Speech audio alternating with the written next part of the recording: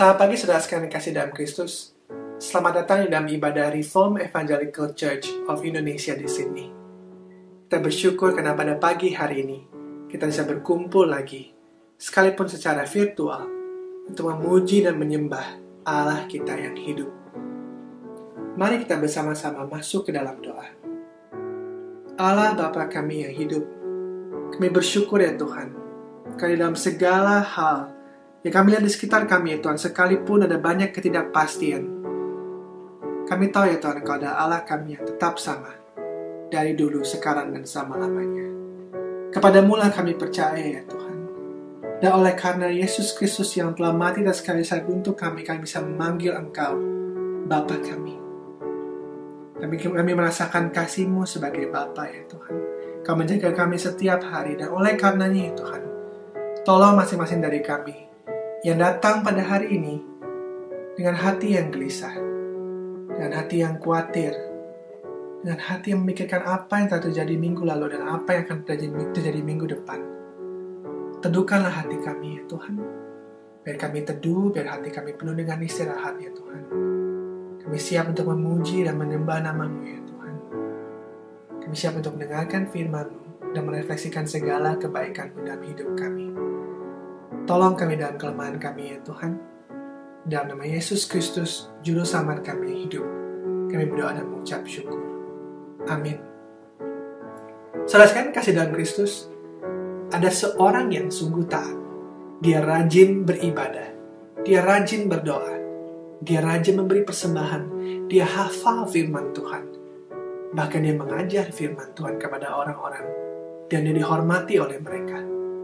Tapi suatu ketika, ada seorang pengkhotbah terkenal yang berbicara kepada dia dan berkata bahwa kecuali dia lahir baru, dia tidak dapat masuk kerajaan Allah. Ketika mendengar ini, orang itu sangat terkejut. Dan kita tahu siapa dia. Dia adalah Nikodemus yang kita lihat dalam Injil Yohanes, pasal yang ketiga. Dan pengkhotbah terkenal ini adalah Yesus Kristus.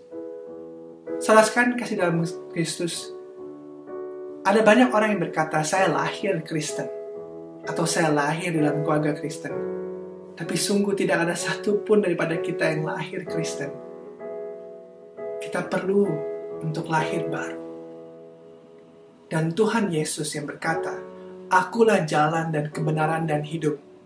Tidak ada seorang pun yang datang kepada Bapa kalau tidak melalui aku. Dan hanya melalui Dialah kita bisa lahir baru. Kita percaya kepada namanya yang menyelamatkan. Sungguh bukan pelayanan kita, bukan persembahan kita, bukan kesetiaan kita kepada gereja yang menyelamatkan kita. Hanya nama Yesus Kristus, Juru Selamat kita yang telah mati dan kayu salib yang menyelamatkan kita. Dan lagu yang akan kita nyanyikan sesudah ini menyatakan dengan begitu indahnya apa yang Tuhan Yesus telah lakukan. Kita akan bersama-sama nyanyikan lagu Chorus of the Saved.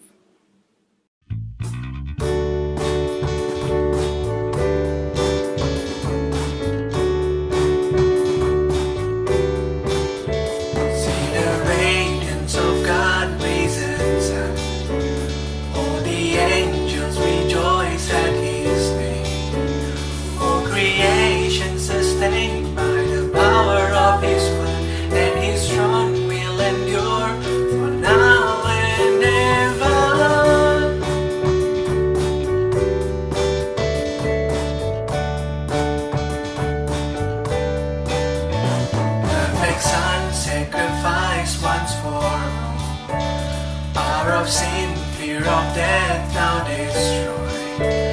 Raised to life, raised on high, Jesus' name above all names. His acclaim will resound beyond the ages.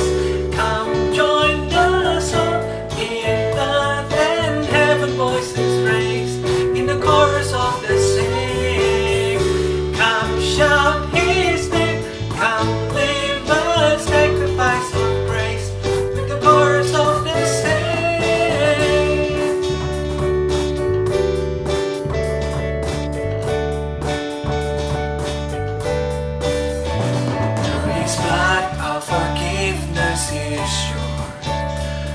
His Spirit within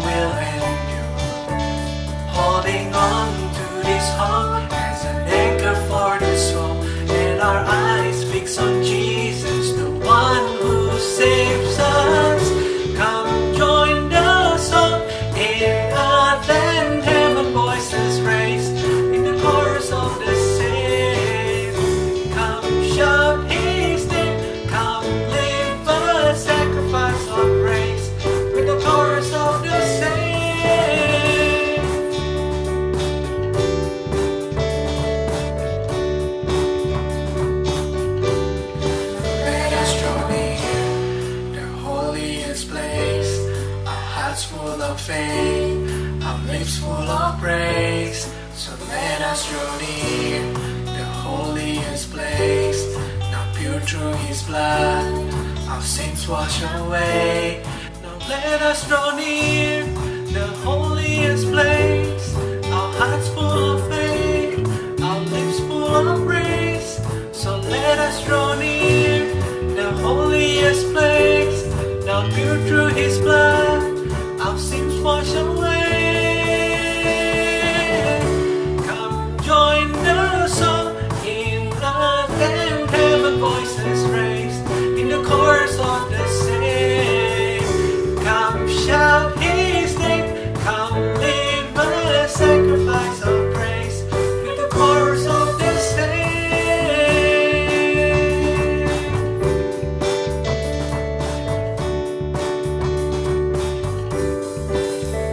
Shalom, selamat pagi jemaat yang saya kasihi. Mari sama-sama kita mempersiapkan hati. Kita ingin mendengarkan firman Tuhan. Kita berdoa terlebih dahulu. Tuhan Bapa kami dalam surga, kami bersyukur kami boleh datang kepadamu pada hari ini, menyembah, memuji, dan membesarkan nama-Mu. Dalam situasi apapun yang kami alami, hati kami tetap melimpah dengan syukur, tetap mengerti dan mengetahui betapa besar dan layak kami menyembah dan memuji Engkau di mana saja kami berada Tuhan. Dan saat ini hati kami penuh dengan penyembahan, dengan hormat dan kagum. Kami ingin merenungkan firman-Mu. Tuhan, kami ingin mengenal hati-Mu lebih dalam. Kami ingin mengetahui ya Tuhanku Yesus Kristus, motif-Mu, pekerjaan-Mu, dan dedikasi-Mu Tuhan di dalam pelayanan. Sehingga panggilan-Mu kepada kami boleh menjadi panggilan yang mengikuti setiap jejak dan teladan yang telah Engkau berikan kepada kami yang dicatat di dalam firman Tuhan. Berkati hamba-Mu dan kami semua Tuhan. Kami penuh dengan kelemahan dan kekurangan. Tapi pada waktu Roh Allah bekerja dalam hidup kami, menggerakkan kami, kami percaya Tuhan, yang lemah akan dikuatkan, yang mustahil akan menjadi sesuatu yang tidak pernah kami duga terjadi. Oleh karena bukan kuat kami, tetapi oleh karena pekerjaan Roh Allah yang menguatkan setiap kami. Ini doa kami Tuhan. Kami rindu kami boleh mengenal Engkau lebih dalam hidup kami. Dalam nama Tuhan kami Yesus Kristus, kami berdoa, kami mengucap syukur. Amin. Saudara sekalian, kita akan membahas tema bicara mengenai seputar mengerti pelayanan misi. Sekaligus juga boleh memahami lebih dalam lagi apa arti misi pelayanan gereja Tuhan yang diberikan kepada kita. Dan tidak ada tempat yang lebih indah selain kita memahami setelah Yesus bangkit dan akan naik ke surga dengan memberikan amanat agung kepada kita, pergi jadikan segala bangsa menjadi murid Tuhan. Kita juga boleh melihat misi dan motif pelayanan Yesus pada waktu Dia mengutus murid-murid di dalam pelayanannya. Kita akan melihat sama-sama di dalam Injil Matius pasalnya yang ke-9 ayat yang ke-35 sampai dengan pasal yang ke-10 ayat yang pertama. Demikianlah Yesus berkeliling ke seluruh kota dan desa. Ia mengajar dalam rumah-rumah ibadat dan memberitakan Injil Kerajaan Sorga, serta melenyapkan segala penyakit dan kelemahan. Melihat orang banyak itu, tergeraklah hati Yesus oleh belas kasihan kepada mereka, karena mereka lelah dan terlantar seperti domba yang tidak bergembala. Maka katanya kepada murid-muridnya, tuaian memang banyak, tetapi pekerja sedikit. Karena itu, mintalah kepada Tuan yang empunya tuaian, supaya ia mengirimkan pekerja-pekerja untuk tuaian itu.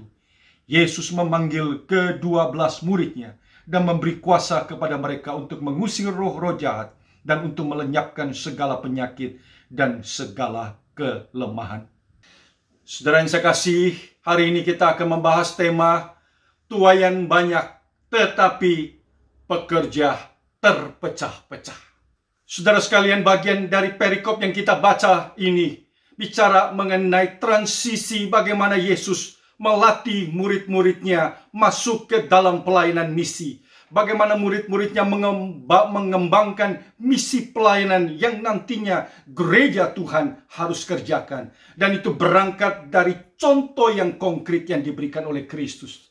Di dalam bacaan ini begitu penting kita bisa melihat apa yang terlebih dahulu mulai, yaitu pandangan Yesus melihat keadaan, kondisi dan tantangan yang dialami saat itu. Dikatakan dalam bagian ini, melihat orang banyak itu tidak bergembala di dalam keadaan terlantar, krisis spiritual yang terjadi di tengah bangsa Israel pada waktu itu.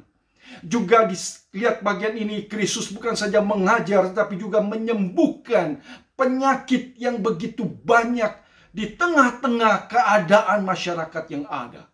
Lalu keluarlah kalimat yang penting, bagaimana Kristus mengajak murid-muridnya untuk menjawab tantangan krisis yang sedang mereka alami saat itu. Maka Yesus berkata, lihatlah, tuaian memang banyak, tetapi pekerja sedikit. Mintalah kepada yang empunya tuaian, supaya mengirimkan pekerja-pekerja. Saudara sekalian, setiap zaman mempunyai tantangan dan krisisnya masing-masing. Pada waktu kita hidup saat ini, biarlah ayat firman Tuhan ini boleh menjadi lensa untuk kita melihatnya. Kita sudah 2 tahun lamanya menghadapi krisis pandemi COVID-19. Tetapi bukan zaman kita saja. Jikalau kita menelusuri ke belakang, maka kita tidak boleh mengatakan ini adalah sesuatu tantangan yang tidak kami duga, sesuatu yang begitu berat. Sebab pada waktu kita melihat sejarah gereja, setiap abad mereka juga masing-masing mempunyai krisis, tantangan yang sedang mereka alami. Tetapi yang menjadi persoalan adalah pada waktu menghadapi tantangan krisis seperti itu, bagaimana kita menjalaninya, dan apakah kita boleh melihat pekerjaan Tuhan itu tidak terhalangi di situ. Itulah yang menjadi penting di dalam kehidupan kita masing-masing.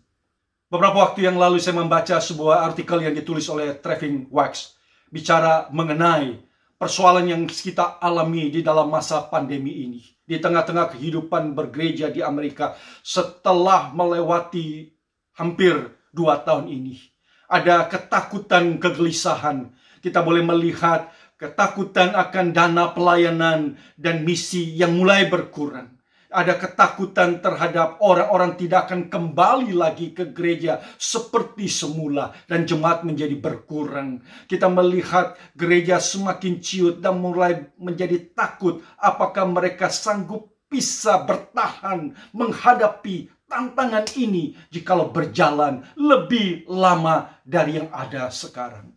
Saudara sekalian, di dalam artikelnya Trevin Wax mengatakan, apa yang kita lihat saat ini sesuatu yang tidak perlu membingungkan kita. Jikalau akhirnya pelayanan gereja menjadi ciut, menjadi berkurang, kita menyaksikan dana menjadi berkurang, orang-orang kehilangan gairah dan tidak lagi kembali ke gereja. Oleh sebab masa pandemi ini bukan menjadi faktor penyebabnya, tetapi hanya menjadi katalis. Sebab akar yang ada di belakang adalah kita hidup di dalam zaman ini, di mana kehidupan bergereja dan pelayanan kita telah dihinggapi dengan spirit konsumerisme dan individualistik adanya. Itulah sebabnya ucapan dari Tuhan Yesus Kristus kepada murid-murid, tuaian memang banyak tetapi pekerja sedikit, menjadi topik tema kita pada hari ini. Tetapi saya merubahnya menjadi tuaian banyak, tetapi pekerja terpecah-pecah. Saudara sekalian, kalimat dari terpecah-pecah bukan berarti kita itu berantem dan pecah-pecah. Tetapi bicara mengenai jikalau tuaian banyak, pekerja saja Yesus katakan sedikit. Namun yang sedikit itu saja tercabik-cabik, terpecah-pecah. Dalam arti kata kita kehilangan fokus, kita tidak mempunyai unity, tidak menjadi seseorang yang full hearted di dalamnya. Dalam ayat yang kita baca, Yesus juga memberitahukan kepada kita tantangan yang begitu besar yang kita alami. Tuaian memang banyak. Dan Yesus bicara mengenai keadaan dan kondisi, namun pekerja sedikit. Tetapi saudara sekalian, walaupun tantangan dan challenges itu begitu besar, dengan pekerja yang sedikit adanya, tidak menjadi sesuatu yang mengganggu daripada hati kita. Jikalau full hearted dengan sungguh dari pekerja itu. Sehingga Yesus dengan keadaan dan kondisi seperti ini, kemudian berbalik dan berkata kepada murid-muridnya, mintalah, doalah kepada yang empunya tuaian, supaya ia mengirimkan pekerja-pekerja. Ada 3 komponen yang penting di sini. Walaupun tuaian banyak, tetapi pekerja sedikit, tetapi 3 aspek inilah yang paling penting yang kita butuhkan. Yesus bicara mengenai berdoa. Yesus bicara mengenai permohonan, struggle kita untuk berdoa akan hal ini. Maka pelayanan ini menjadi satu peperangan rohani. Yang kedua, Yesus bicara mengenai pekerja. Bicara mengenai orang dan utusan. Yang terakhir, Yesus bicara mengenai kita memahami dan mengerti siapa yang empunya tuaian itu. Atau dengan kata lain, jikalau ketiga hal ini berkurang dan kehilangan gairah di dalam kehidupan bergereja, di dalam misi kita, itulah sebabnya saya menggunakan tema hari ini, tuaian banyak, tetapi pekerja terpecah-pecah. Yesus memberikan fakta tuaian banyak, tetapi pekerja sedikit. Hati kita tergetar, saudara sekalian, karena pada bagian ini adalah kita boleh melihat motif daripada misi pelayanan dari Tuhan Yesus yang digerakkan oleh hati yang penuh dengan belas kasihan dan compassion itu.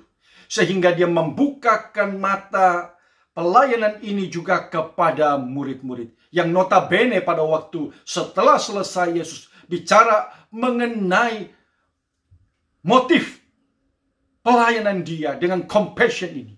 Dia mengutus murid-muridnya. Dan murid-murid yang diutus tidak banyak, hanya 12 orang. Tetapi apakah itu akan mengganggu dan menciutkan hati dan akan membuat misi itu tidak akan berhasil?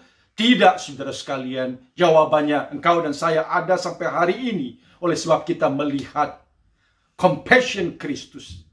Pelayanan itu terus dibawa di dalam sepanjang sejarah oleh orang-orang yang mencintai dan dedikasi yang tinggi. Dan pada waktu sampai kepada tangan engkau dan saya pada hari ini, apakah kita juga boleh menjadi pekerja-pekerja yang walaupun sedikit adanya, tetapi kita menjadi pekerja-pekerja yang full-hearted adanya. Jangan kita menjadi pekerja-pekerja yang terpecah-pecah di dalam hidup pelayanan kita. Yang pertama, saudara sekalian, kita boleh melihat Yesus katakan berdoalah kepada Tuhan. Yang pertama secara negatif, pekerja itu memang sedikit, tetapi sangat menyedihkan jikalau sudah sedikit, pekerja-pekerja itu tidak menunjukkan disiplin rohani. Menjadi murid Tuhan, tetapi kita kehilangan disiplin rohani di dalamnya. Undisciplined disciples. Itu yang dikatakan oleh seorang hamba Tuhan senior, pendeta Jess Moody, bahwa gereja-gereja sekarang penuh dengan murid-murid yang tidak disiplin adanya. Saudara sekalian, 5 minggu lamanya saya membahas mengenai doa Bapa kami. Kita bukan saja bicara mengenai apa isi daripada doa Bapa kami, tetapi di dalam khotbah 5 minggu ini, kita sedang bicara soal pentingnya kita melihat relasi kita bergaul karib dengan Tuhan di dalam doa. Doa pertama-tama berarti kita mendengarkan apa yang Tuhan ingin katakan kepada kita. Lalu kemudian kita berkata-kata kepadanya. Dan selama 5 minggu ini, dan setelah kita mendengarkan khotbah ini, apakah berarti saudara sekalian itu akan merubah kehidupan berdoa kita? tidak akan bisa dirubah hanya dengan mendengarkan khotbah lalu kemudian kita melupakan, dan tidak akan juga bisa menjadi satu kebiasaan jikalau kita hanya bisa melakukannya itu 1-2 kali lalu kemudian kita melupakannya. Saudara, dengan jujur orang mengatakan sesuatu yang baik kita tahu, kita dengarkan, lalu kita terapkan dalam hidup kita, itu membutuhkan setidak-tidaknya 2 bulan lamanya. Kemudian itu berubah, bukan saja menjadi sebuah pengetahuan yang baik, tetapi menjadi sebuah kebiasaan yang baik di dalam hidup kita. Itu berarti bicara mengenai disiplin di dalam hidup kita. Dewasa ini, kehidupan kekristenan sudah alergi dengan kata disiplin. Kita lebih menekankan kepada kemauan, keinginan dan kesukaan secara individual, tetapi mengabaikan bicara mengenai responsibility, tanggung jawab kita secara kolektif. Dan itu bukan saja terjadi dalam kehidupan masyarakat kita dewasa ini, tapi juga merembes di dalam kehidupan kita bergereja adanya. Kita kehilangan tanggung jawab untuk mendahulukan kebutuhan, keperluan orang banyak daripada kesenangan, keinginan kita secara individual. Bukankah pada waktu preferensi kita atau kita merasa tidak nyaman, tidak suka kepada sesuatu, lalu hal itu kemudian memadamkan gairah kita dan keinginan kita untuk melayani. Kita lebih cenderung lebih suka dilayani daripada kita melayani. Apa yang terhilang di dalamnya? Yang terhilang di dalamnya adalah kata tanggung jawab dan disiplin adanya. Disiplin bicara soal terciptanya sebuah kebiasaan sehat dan yang baik. Di dalamnya ada aspek rutin, dan itu mungkin saja bisa menjadi sesuatu yang menjemukan dan boring bagi sebagian orang. Di dalam dunia pendidikan kita melihat bahwa anak-anak itu didorong untuk melakukan apa yang mereka suka. Tetapi kita melupakan untuk melakukan apa yang mereka suka. Dibutuhkan satu kerutinan dan disiplin untuk bisa mencapai apa yang disukai itu. Disiplin itu bicara mengenai terciptanya sebuah kebiasaan yang sehat dan baik. Dan pada waktu kebiasaan yang sehat dan baik itu tercipta, dia membutuhkan aspek dijalankan secara teratur dan rutin yang mungkin bagi sebagian orang itu ditinggalkan oleh karena bosan adanya. Pada waktu bicara mengenai disiplin rohani menjadi seorang hamba Tuhan, Rasul Paulus mengingatkan kepada Timotius dengan kalimat ini. Timotius, awasilah dirimu, perhatikanlah dirimu dan ajaranmu, supaya dengan demikian engkau bisa menyelamatkan dirimu dan menyelamatkan orang-orang yang mendengarkan engkau. Demikian dicatat di dalam 1 Timotius pasal 4 ayat yang ke-16. Kalimat Rasul Paulus kepada Timotius ini berarti, saudara sekalian, jikalau Timotius abai dengan disiplin memperhatikan hidup dan pengajarannya, itu berarti dia dapat mencelakakan keluarganya. Bukan saja mencelakakan keluarganya, mencelakakan orang banyak, pendengarnya, jemaatnya. Dan itu berarti juga bisa mencelakakan kehidupan masyarakat. Luar biasa kita melihat sesuatu yang terjadi dalam hidup kita tidaklah berarti tidak mempunyai kaitan berantai di dalamnya.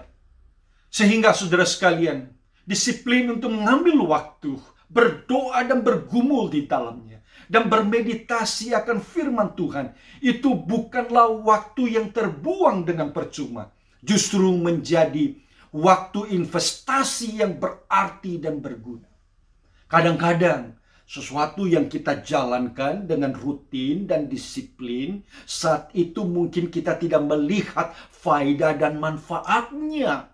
Tetapi itu akan membentuk satu karakter dan satu kebiasaan dalam diri kita, sehingga pada waktu masa kritis dan sesuatu diperlukan saat itu, Kita sudah mahir dan dia sudah menjadi darah daging dalam hidup kita.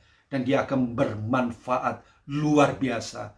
Dan bisa jadi disiplin itu menyelamatkan nyawa kita. Saya ambil contoh saudara sekalian.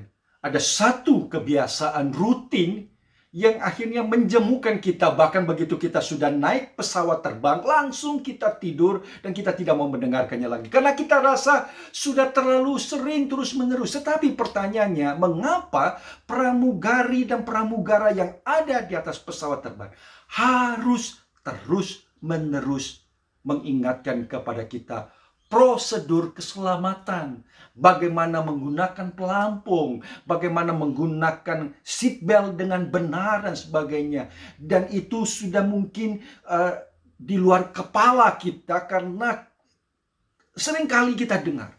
Tetapi bayangkan saudara sekalian, jikalau itu tidak pernah disampaikan dan kita menganggap orang lain sudah tahu, dan pada waktu kejadian terjadi, orang bisa kaget dan panik karena tidak tahu apa yang harus mereka kerjakan lakukan.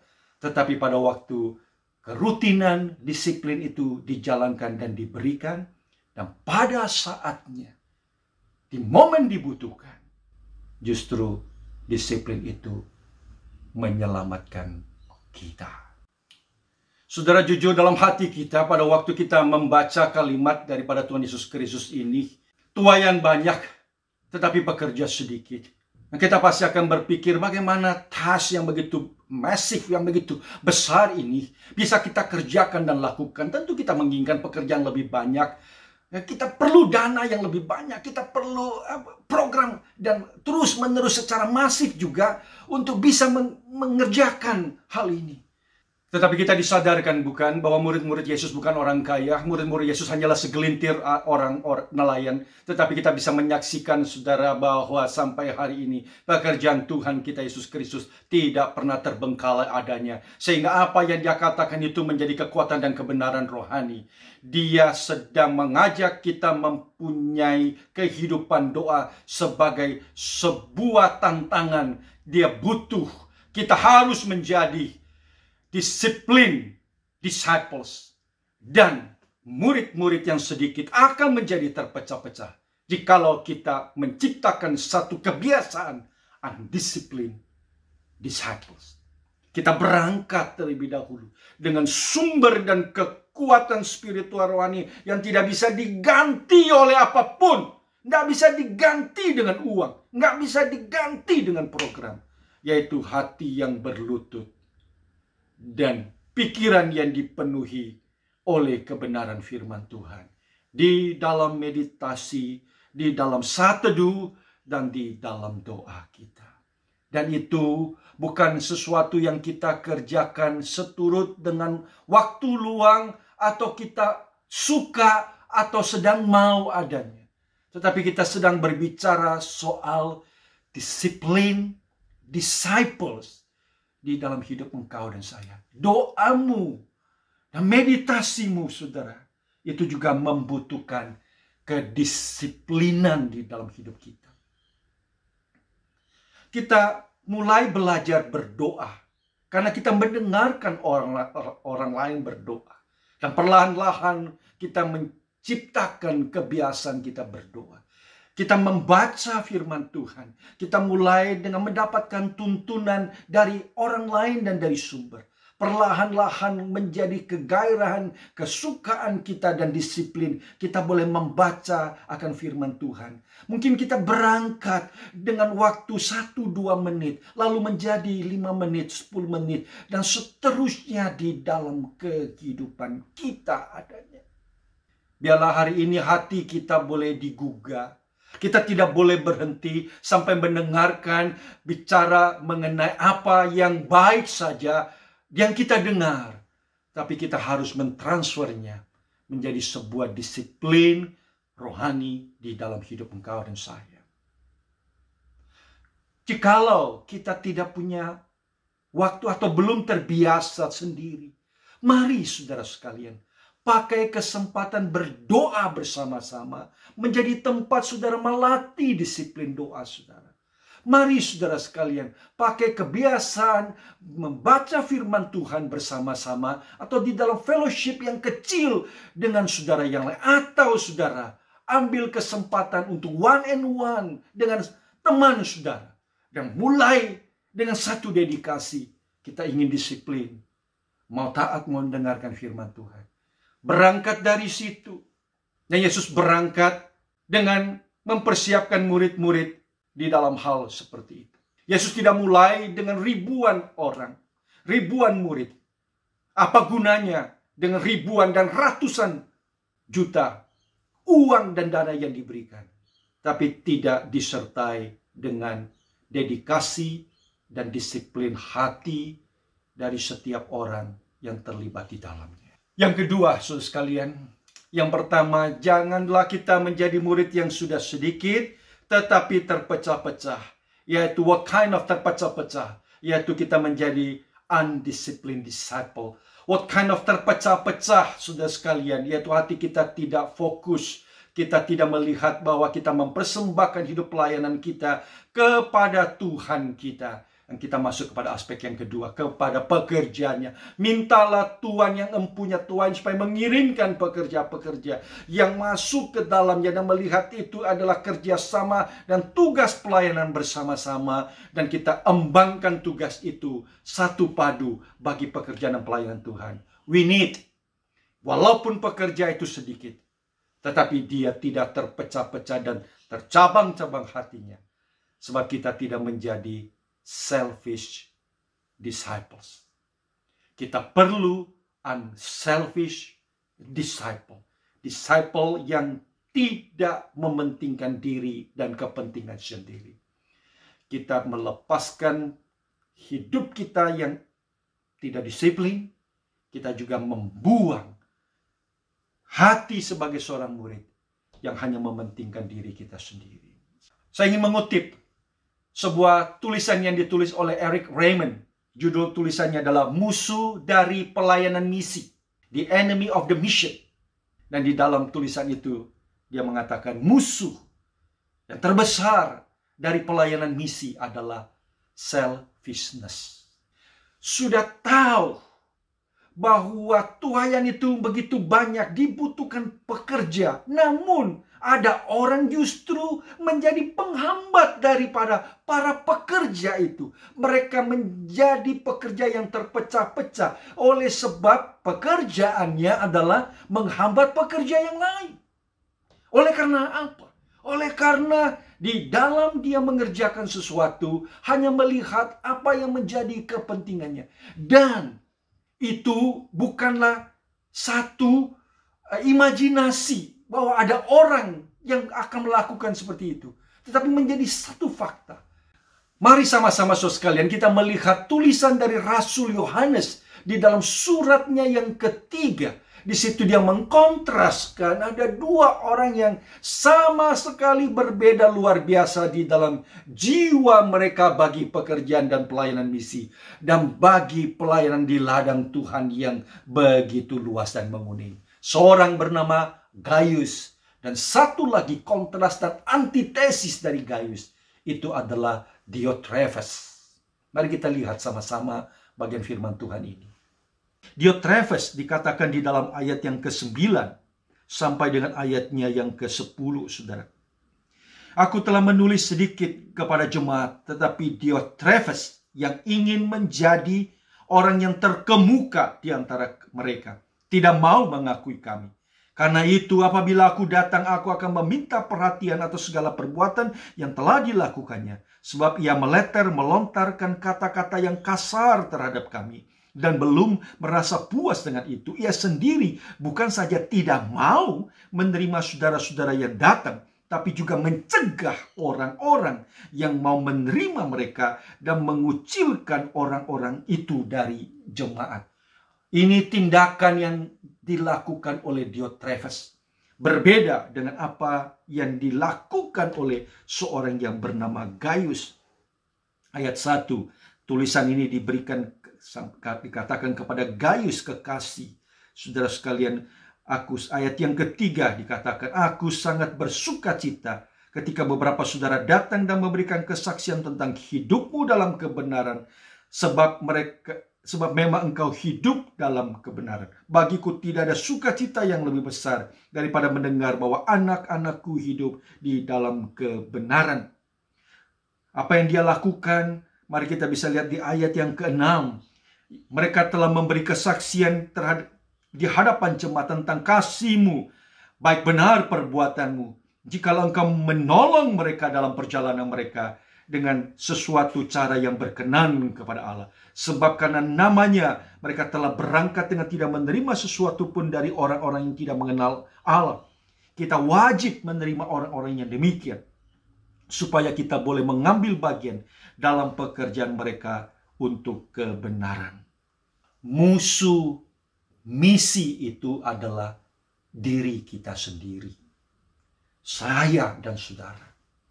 Yaitu jikalau saya itu tidak mau memberi diri kepada orang lain. Jikalau saya menjadi orang yang hanya mau dilayani dan tidak mau melayani. Jikalau hanya saya menjadi orang yang tidak mau membuka rumahku, tidak mau membuka mulutku, tidak mau membuka hidupku, tidak mau membuka resourcesku untuk kepentingan pekerjaan dan pelayanan yang ada. Itulah saya yang menjadi musuh daripada misi Allah.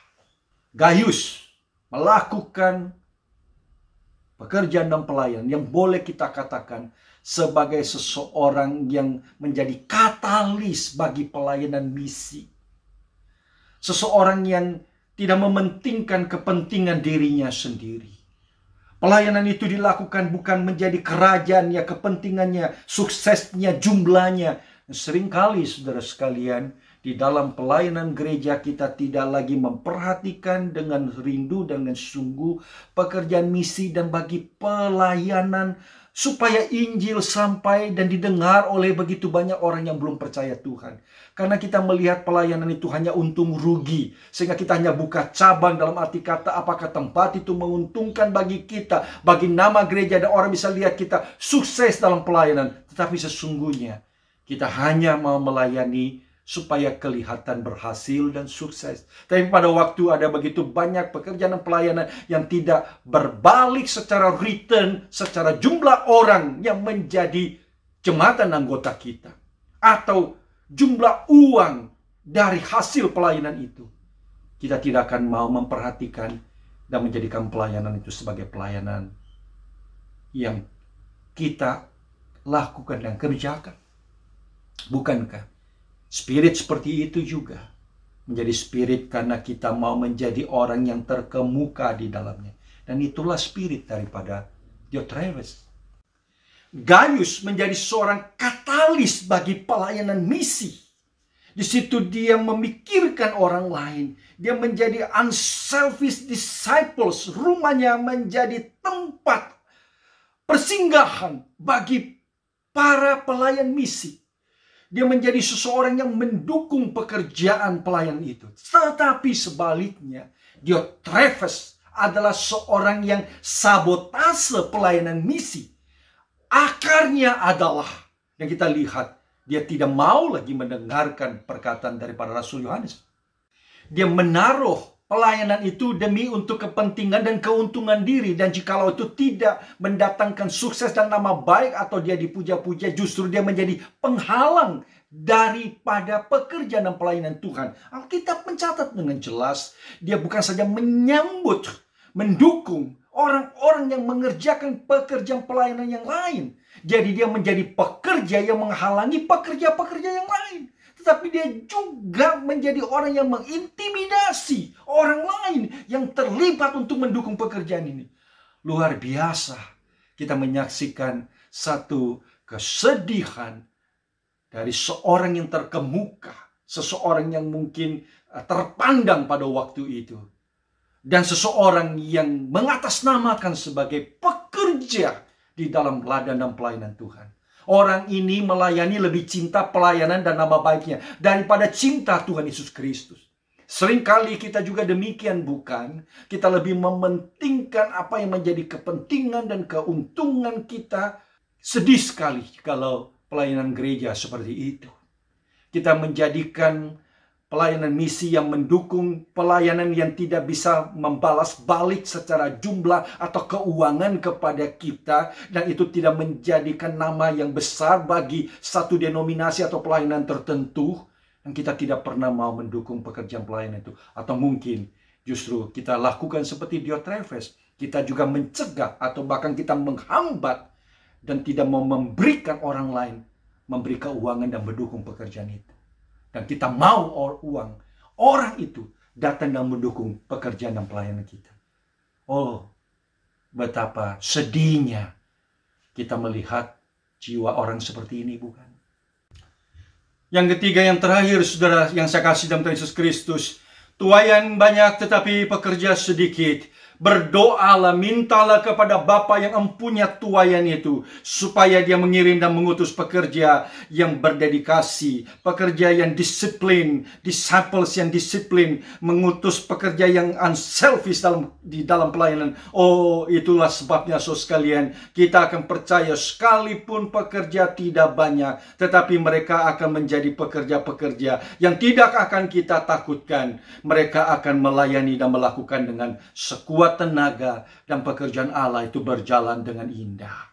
Yang terakhir ini penting, mintalah kepada yang empunya tuayan, menyadari pekerjaan misi, pelayanan apapun yang diberikan kepada kita. Kita tahu siapa yang empunya dan punya siapa. Di situ sudah sekali akan mencegah kita untuk jatuh kepada tujuan akhir pelayanan itu bagi pelayanan itu sendiri. Dalam arti kata bahwa di dalam pelayanan itu menjadi kendaraan untuk sesuatu bagi kita, bagi kerajaan kita, bagi nama kita. Kita tidak perlu itu, saudara sekalian. Pada waktu kita meninggikan, memuliakan, dan mengetahui segala sesuatu itu punya dan milik Tuhan, Dialah nanti yang datang akan memberikan penghargaan dan balas itu kepada kita. Kita tidak usah merebut dan menjadikan pelayanan itu sebagai kendaraan bagi nama untuk diri kita. Ini yang ketiga yang penting, menyadari siapa yang empunya, pemilik yang terakhir daripada pelayanan itu. Sampai di sini saudara sekalian, saya ingin kembali kepada pendahuluan dari khotbah saya pada waktu bicara mengenai kondisi dan keadaan pandemi, ketika observasi itu diberikan oleh seorang hamba Tuhan yang bernama Trevin Wax. Ketika gereja-gereja merasa penuh dengan segala ketakutan dengan dana yang berkurang, ketakutan dengan jemaat yang menciut karena mereka tidak tahu apakah mereka akan kembali lagi, dan ketakutan kerajaan pelayanan itu menjadi lebih kecil, dan akhirnya mereka mengatakan merasa bahwa mereka tidak bisa lagi melakukan banyak pekerjaan oleh karena semua menjadi terbatas. Pandemi itu bukan penyebabnya. Pandemi itu hanyalah pemicu dari akar yang tidak sehat yang ada di dalam kehidupan pelayanan dan kehidupan bergereja di dalam dunia saat dimana kita berada. Uang cukup banyak diberikan dan dilakukan di dalam pelayanan misi dan pelayanan pengembangan yang dilakukan di Amerika. Tetapi data dan statistik yang diberikan adalah jumlah orang yang percaya tidaklah bertambah, bahkan malah menyusut dan menciut adanya. Semua itu disebabkan oleh sebabnya pada waktu kita mengerjakan dan melakukan pelayanan, kita telah jatuh kepada spirit konsumerisme dan individualistik dalam pelayanan. Banyak sekali uang dan dana yang dihamburkan untuk melakukan sesuatu demi untuk menyenangkan dan mengentertain, menyukakan, sehingga pelayanan itu tidak ada habis-habisnya. Bagaimana untuk dipertahankan supaya konsumer itu senang, mereka dipuaskan, dijamu dengan baik, sehingga menjadi sebuah restoran rohani ketimbang menjadi tempat pengutusan misi. Tidak heran pandemi yang menutup segala sesuatu. Bayangkan saudara sekalian, kita sekarang masih ada Zoom, masih ada telepon, masih ada face call dan sebagainya. Dibandingkan dengan Rasul Paulus yang pergi pelayanan pada waktu itu, tidak ada sarana komunikasi yang dia bisa kerjakan dan lakukan dengan jemaat yang ada. Tapi pada waktu dia pergi ke sana, penginjilan, orang itu dimenangkan bagi Kristus. Dia tunggu dan stay berapa lama, lalu memuridkan orang-orang. Selalu kemudian dia pergi dan dia kemudian balik untuk bisa melihat. Dan dia tidak takut orang itu hilang. Dia tidak takut mereka tidak menjadi murid Tuhan. Kenapa? Oleh sebab pelayanan itu adalah pelayanan yang memuridkan. Murid yang dapat memuridkan murid. Tapi beda dengan kehidupan kita sekarang. Kita terus menjadikan gereja dan pelayanan kita adalah entertain. Seperti sebuah kindergarten. Orang itu kita tidak mau dewasakan. Entah kenapa. Bisa jadi juga ada begitu banyak hamba Tuhan tidak mau mendewasakan jemaatnya. Supaya apa? Supaya orang itu tetap bergantung dan bersandar, bahkan memuja dia. Harus mendengarkan dia. Dan kita menyuapi dan terus-menerus menyuapi. Karena kita mau dibutuhkan. Dan kita takut jikalau mereka menjadi orang yang dewasa dan murid dan dewasa. Kita menjadi orang yang tidak diperlukan oleh mereka. Disitulah jiwa individualistik dan spirit konsumerisme di dalam kehidupan pelayanan. Mari jemaat sekalian yang saya kasih, kita boleh menjadi orang Kristen yang harus dewasa dan terus bertumbuh dewasa. Dan kita tidak boleh berhenti hanya menjadi seorang murid yang menerima. Kita menjadi seorang murid yang menerima, dan tibalah waktunya kita juga menjadi orang yang belajar untuk memuridkan orang lain. Karena kita tahu pekerjaan Tuhan itu tidak boleh berhenti sampai di diri kita, tetapi menjadi pekerjaan yang terus-menerus kita kerjakan dan lakukan adanya. Saudara, pada waktu kita mendengarkan kalimat dari Tuhan Yesus Kristus ini, tuaian memang banyak. Hati kita tergetar. Pada waktu saya mendengarkan itu satu pekerjaan yang besar dan luas. Dan saya sangat tergerak. Hati emosional luar biasa untuk melihat Tuhan.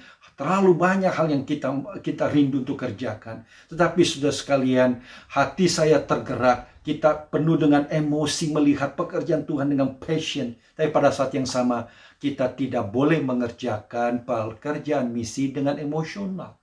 Pekerjaan misi hanya bisa dikerjakan dan dilakukan oleh mereka yang sungguh-sungguh menjadi orang Kristen yang mature dan dewasa.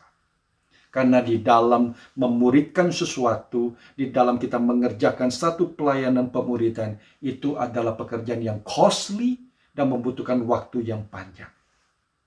Pada Yesus mengatakan, tuaian memang banyak. Itu membuat satu kerinduan bagi kita untuk cepat untuk menabur benih. Tapi pada saat yang sama, pada waktu benih sudah ditabur, benih itu membutuhkan waktu untuk dia bertumbuh. Disitulah membutuhkan ketekunan, kesabaran, dan ketekunan, kesabaran itu hanya bisa dikerjakan oleh orang yang betul-betul memiliki kedewasaan di dalam melihat pekerjaan Tuhan. Pada waktu pelayanan itu menjadi pelan dan lambat, dan di tengah segala tantangan dan kritis yang ada, seorang yang dewasa akan tetap bertahan dan mengerjakan pekerjaan dan pelayanan itu dengan stabil. Terlalu sering sekali kita itu gopoh di dalam pelayanan. Kita terganggu dengan angka dan jumlah dan sebagainya. Dan itu menjadi kriteria yang dipakai di dalam pelayanan. Sehingga pada waktu segala program dan cara, bahkan bicara mengenai discipleship, kita pengen ada programnya. Tapi pada waktu kita sampai melihat program discipleship, itu bukan bicara soal program, bukan akhirnya. Itu bicara soal bagaimana motif dan hati orang dan pembentukan spiritual seseorang. Nah, program kita pikir kalau kita sudah kerjakan langsung susah jadi explosion pelayanan. Dan pada waktu itu tidak terjadi, kita jadi kecewa, kita menjadi undur, kita menjadi payah, dan kita rasa percuma untuk kita kerjakan lakukan. Karena itulah reaksi dan sikap dari seorang anak yang kecil yang terlalu gampang dan mudah menjadi bosan. Tapi tidak demikian pada waktu kita menjadi seorang anak Tuhan yang dewasa. Mari kita kerjakan pekerjaan pelayanan misi Tuhan, dan kita menjadi orang Kristen yang mengerjakannya dengan kedewasaan penuh di dalamnya. Biarlah kita boleh menjadi sebuah gereja yang misional, gereja-gereja saudara-saudara yang lain, biarlah juga boleh menjadi sebuah gereja yang misional. Tidak mungkin semua kita bisa kerjakan. Tapi apa yang Tuhan beri untuk kita kerjakan, Mari kita kerjakan dengan spirit yang Yesus doakan ini, yaitu dikerjakan oleh murid-murid walaupun kecil, dengan jumlah yang terbatas, dengan resources yang tidak seberapa, tetapi mereka bisa mengerjakan pekerjaan itu tidak ada habis-habisnya di dalam Tuhan, karena kekuatan itu datangnya dari seorang murid, pekerja Tuhan yang disiplin hidup di hadapan Tuhan, yang jaga diri dengan sungguh-sungguh. Seorang yang unselfish disciple, dan seorang disciple yang mengerti segala sesuatu yang dia kerjakan dan lakukan dalam hidup dia adalah bagi kemuliaan yang empunya pelayanan itu. Kiranya Tuhan berkati dan pimpin kita bersama dengan firman Tuhan pada hari ini. Mari kita berdoa. Tuhan Bapa di sorga, terima kasih untuk firman-Mu pada hari ini. Kami bersyukur Tuhan karena kami dibawa masuk kepada hati dan motif Yesus yang terdalam. Dan di dalamnya Tuhan Yesus mengajak kami untuk bisa juga berdoa hal yang sama kepadamu ya Tuhan. Utus dan kirimlah di tengah-tengah kami para pekerja-pekerja yang mencintai Tuhan dan yang mengasihi pekerjaan dan pelayanan-Mu. Dan terima kasih Tuhan. Doa itu bukan saja kami rindu untuk orang lain, tapi kami juga berdoa, jadikan kami Tuhan pekerja-pekerja yang seperti itu adanya. Terima kasih untuk firman-Mu, kuatkan, pelihara, dan topanglah setiap kami Tuhan di dalam pelayanan kami bersama-sama. Bersyukur dalam nama Tuhan kami Yesus Kristus, haleluya, amin. Saudara, kita akan siapkan hati kita untuk kita boleh terima perjamuan kudus pada pagi hari ini sama-sama. Biar melalui perjamuan kudus itu kita diingatkan terus-menerus akan cinta kasih, pengorbanan dari Tuhan Yesus Kristus. Bahwa kita milik Dia selama-lamanya. Dia yang menyempurnakan kita. Dia kiranya boleh memakai kita dalam segala kelemahan dan kekurangan kita. Pada waktu kita datang, kita mohon terus diperbaharui dan ditransformasi oleh-Nya. Kita siapkan hati kita. Kita akan terima perjamuan ini sama-sama. God of all creation, Lord of heaven's light, descended into evil's darkest night. Infinitely holy, your perfections know no end. Selflessly you died by rightful death.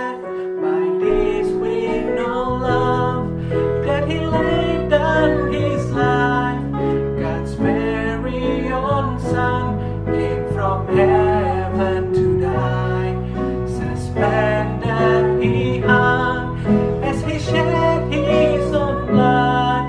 What grace in his power! By this we know love, that he laid down his life. God's very own Son came from heaven to die, suspended he hung.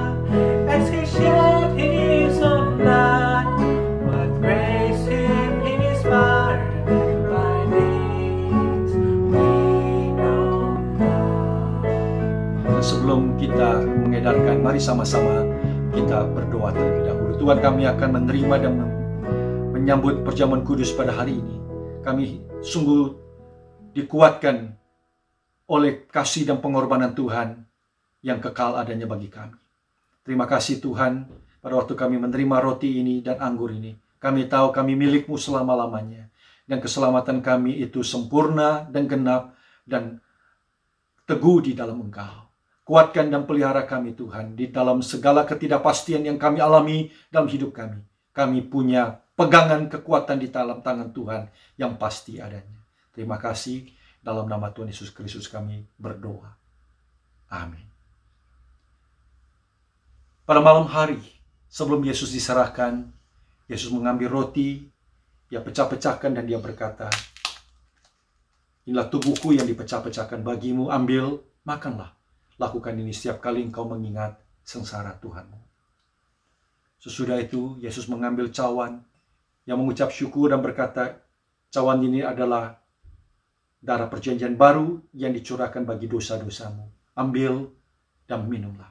Lakukan ini setiap kali engkau memperingati akan sengsara dan kematian Tuhanmu. Dan pada waktu engkau melakukan perjamuan ini, engkau bersaksi dan memberitakan kepada dunia akan keselamatan di dalam Tuhan kita Yesus Kristus. Roti dan anggur boleh dibagikan. Mari saudara sekalian, kita boleh memegang roti ini dan kita akan terima sama-sama. Mari dengan iman, dengan syukur, kita makan sama-sama.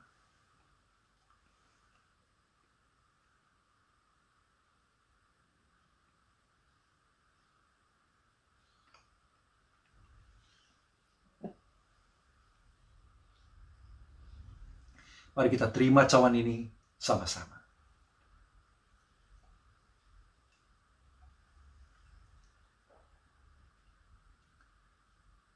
Tuhan, terima kasih Engkau melayani kami. Dan terus-menerus dalam hidupmu Tuhan, Engkau menjadi contoh teladan, pelayan yang setia, hamba yang setia. Dan kami bersyukur Tuhan, biarlah kami ikut teladan-Mu selama-lamanya. Dan terima kasih untuk perjamuan ini, supaya kami ingat satu kali kelak, kami akan bertemu dengan Engkau.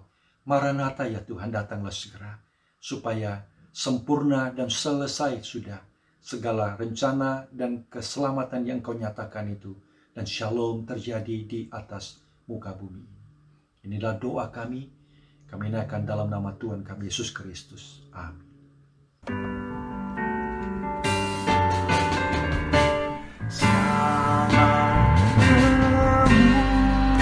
Kemuliaan hanya bagi Tuhan.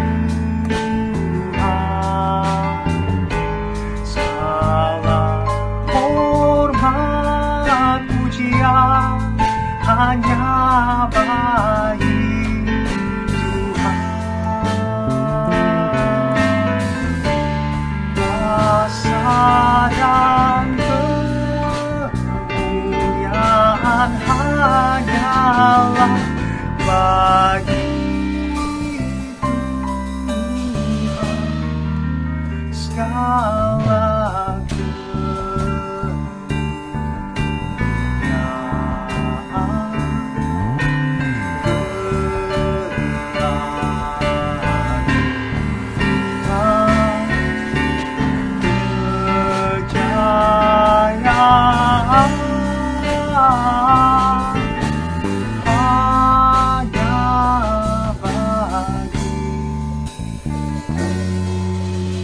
Di akhir dari ibadah ini, mari kita sama-sama menerima berkat dari Tuhan. Kiranya kasih setia dan damai sejahtera dari Allah Bapa, persekutuan roh, dan juga cinta kasih daripada Tuhan kita Yesus Kristus boleh memberikan kekuatan, gairah dalam hidupmu, boleh menghadapi setiap tantangan dan krisis yang engkau dan saya alami saat ini, supaya kita boleh menjadi muridnya yang setia, yang mengasihi pekerjaan dan pelayanannya, dan memuliakan Dia di dalam apapun yang kita kerjakan dan lakukan. Bersyukur kepadamu ya Tuhan, bahwa Engkaulah Allah, sumber segala terang. Padamu tidak ada pertukaran bayangan. Dan Engkaulah Tuhan yang menjadi sumber segala yang indah, baik, suci, dan mulia yang diberikan ke dalam hidup setiap anak-anak-Mu. Terima kasih, terpuji selama-lamanya. Haleluya. Amin.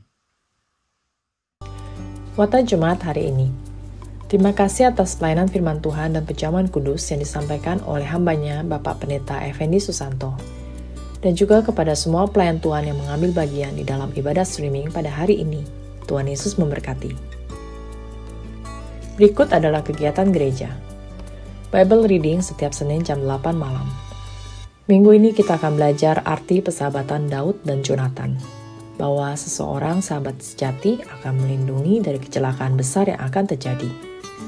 Mari jangan ketinggalan untuk bergabung bersama setiap hari Senin. Setiap hari Selasa, prayer meeting jam 8 malam. Kami terus mengajak semua jemaat Reci untuk mengambil bagian di dalam prayer meeting ini. Sesuai dengan firman Tuhan yang berkata, bersukacitalah senantiasa dan tetaplah berdoa. Mengucap syukurlah di dalam segala hal, sebab itulah yang dikehendaki Allah bagi kamu.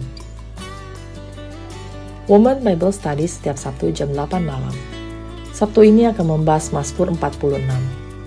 Mazmur yang menyatakan Allah adalah tempat kita berlindung di saat badai dan prahara datang ke dalam kehidupan kita. Senantiasa berpegang kepada janji dan pemeliharaannya, karena Ia adalah Allah yang setia. Pertolongannya itu pasti, karena Allah kita kuat dan perkasa. Bulan depan kita akan memperingati Hari Reformasi. Mari mengajak Jemaat Reci untuk mengambil bagian di dalam webinar pada hari Sabtu 30 Oktober 2001 jam 4 sore. Seminar akan dilaksanakan melalui Zoom Meeting. Reformasi abad ke-16 menegaskan ulang bahwa Alkitab adalah sumber otoritas tertinggi di dalam pengajaran dan kehidupan Kristen. Namun pertanyaannya ialah bagaimana kita membaca Alkitab hari ini? Buat siapakah Alkitab itu sesungguhnya? Para akademisi, pendeta, atau seluruh umat? Lalu bagaimana gereja bisa membaca kitab suci dengan tepat, sehingga hidup kita bisa diformasi dan ditransformasi seturut dengan firman-Nya? Mari belajar dan diskusi bersama tentang hal ini di dalam web seminar yang akan datang. Ibadah Reci Light Skits setelah ini jam 11 siang, bersama-sama beribadah di dalam Zoom Meeting. Diikuti jam 11.30, Charles Shakers dan Sydney Life City Church membahas tentang Assurance of Victory. Topik-topik yang sangat indah di setiap minggunya untuk sama-sama dibahas dan direnungkan. Ibadah minggu depan 10 Oktober 2001 akan dilayani oleh Bapak Pendeta Raja Lili dengan tema Moving Forward with the Lord. Berikut ini adalah informasi untuk persembahan dana gereja dan persembahan dana pekerjaan misi. Demikian warta minggu ini dan terima kasih telah bersama-sama mengikuti ibadah Reci pada hari ini. Selamat hari Minggu dan Tuhan Yesus memberkati.